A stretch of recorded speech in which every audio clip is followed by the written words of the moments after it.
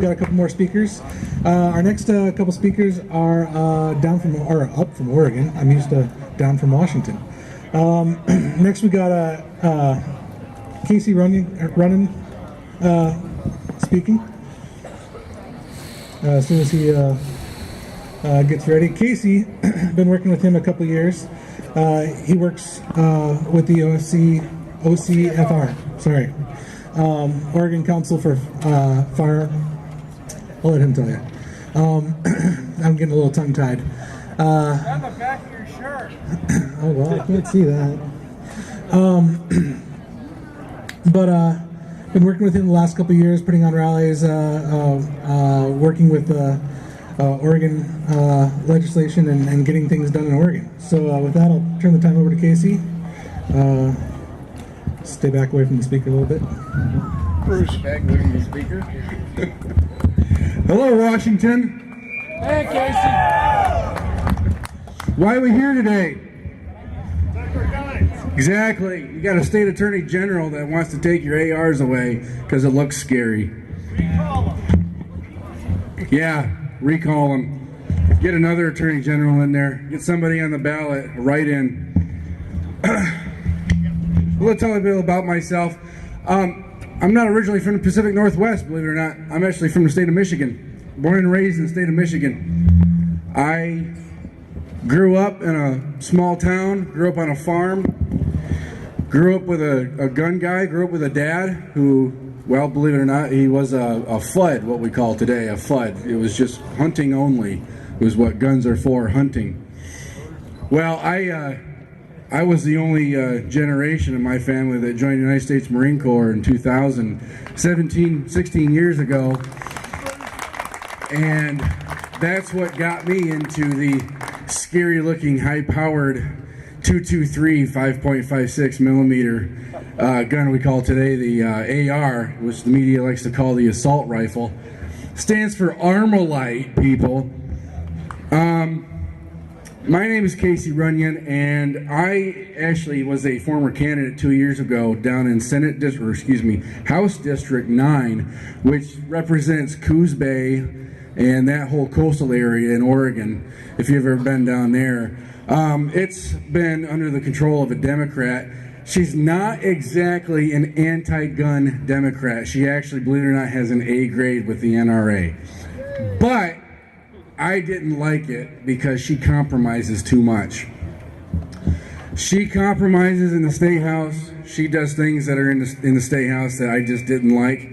So I put my name in the hat, and I ran against another Republican in the primary. I won by 27 votes, but I lost in the general election. So I haven't gone back into politics. I didn't do anything this year.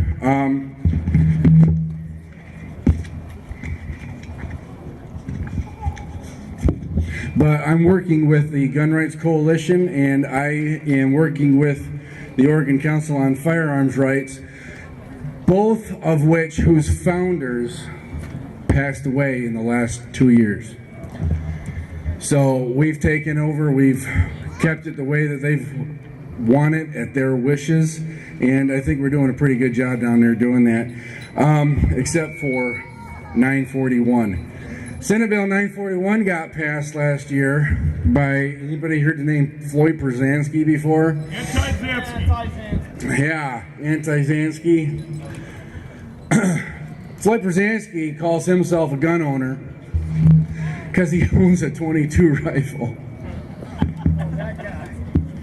He owns a .22 rifle in his house, calls himself a gun owner. The reason he is an anti-gun Democrat is because his sister was murdered back in the 1970s by a criminal. So today he thinks he's doing a good job by restricting our freedoms because of that tragedy over 40 years ago. I wanted to talk about a couple of quotes by the Founding Fathers. I wanted to bring up Thomas Paine. We've been talking about common sense here today. Let's look back no other than the original Common Sense by Thomas Paine, one of the Founding Fathers.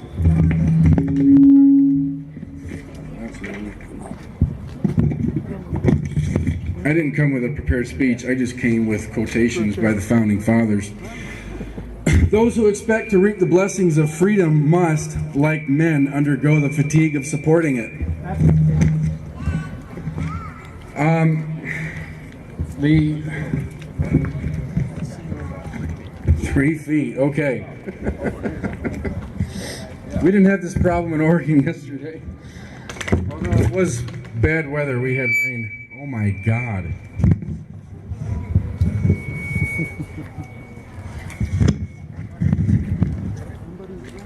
I think that's good.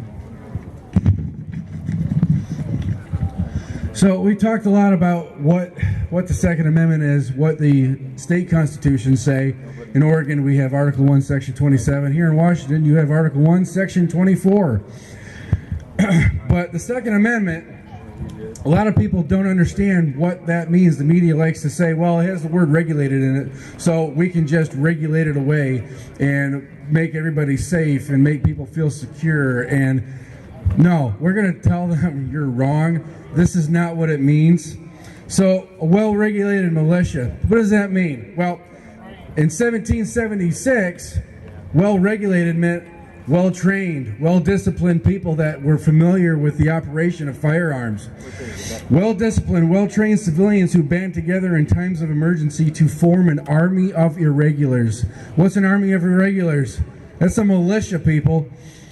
Being necessary to the security of a free state. People don't understand that a free state is not the state of Washington. It's not the state of Ohio or the state of Massachusetts or the state of Oregon. A free state is a cognitive state of being. It's a state of being free. That's what a free state means. Not as in the 50 states. Freedom is a cognitive state of mind. It's the state of being free. The right of the people. Us, the people, to keep and bear arms. What's arms? Well, that's arms and weaponry equal to that of the government. Yep. Arguably, any unclassified weapon any individual soldier may wield shall not be infringed.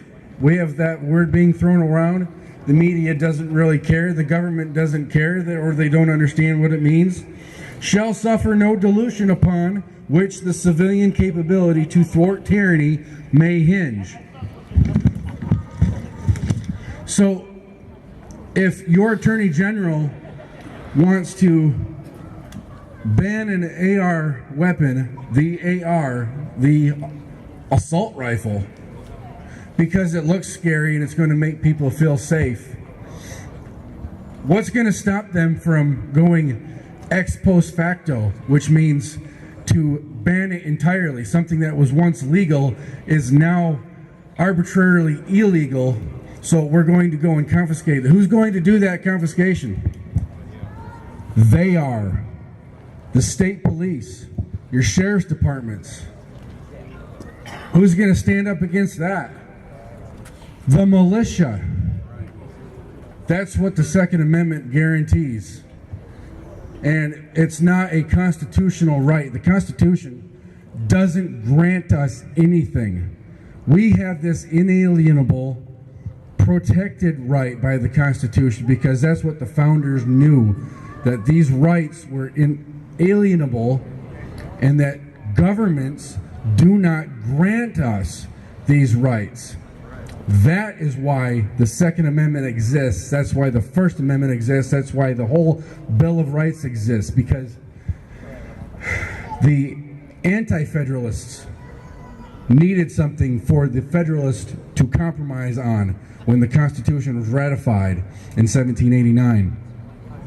The anti-federalists are responsible for the Bill of Rights. That's why the Bill of Rights is there today, because of the anti-federalists. And speaking about federalists, this right here has the Federalist Papers in it, written by James Madison, John Jay, and Alexander Hamilton. I would like to read something that is in article number, or excuse me, Federalist number 46, which was written by James Madison.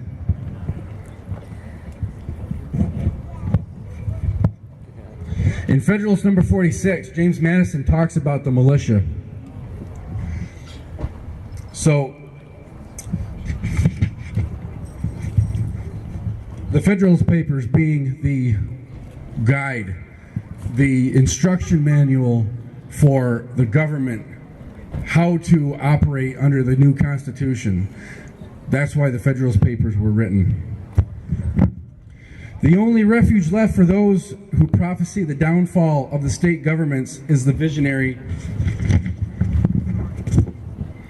supposition that the federal government may previously accumulate a military force for the projects of ambition. The reasonings contained in these papers have been employed to little purpose indeed, if it could be necessary now to disprove the reality of this danger, that the people and the states should, for a sufficient period of time, elect an uninterrupted succession of men ready to betray both. That the traitors should, throughout this period, uniformly and systematically pursue some fixed plan for the extension of the military establishment. That the governments and the people of the states should silently and patiently behold the gathering storm and continue to supply the materials, should it be prepared to burst on their own heads. Must appear to everyone more like the incoherent dreams of a delirious jealousy or the misjudged exaggerations of a counterfeit zeal than like the sober apprehensions of genuine patriotism. Extravagant as the supposition is, let it however be made. Let a regular army fully equal to the resources of the country be formed, and let it entirely at the devotion of the federal government. Still, it would not be going too far to say that the state governments, with the people on their side, would be able to repel the danger, the highest number to which, according to the best computation a standing army can carry in any country, does not exceed 1/100th part of the whole number of souls, or 1/25th part of the number of able to bear arms. This proportion would not yield in the United States an army of more than 25 or 30,000 men. To these would be opposed a militia accounting to near 500,000 of citizens with arms in their hands, officered by men chosen from among themselves, fighting for their common liberties, and united and conducted by governments possessing their affections and confidence. It may well be doubted whether a militia is thus circumstanced could ever be conquered by such a proportion of regular troops. Federalist number 46. They left us an instruction manual on how to the government to operate under the Constitution, and for the people to remind their government where their place is. Thank you very much, ladies and gentlemen.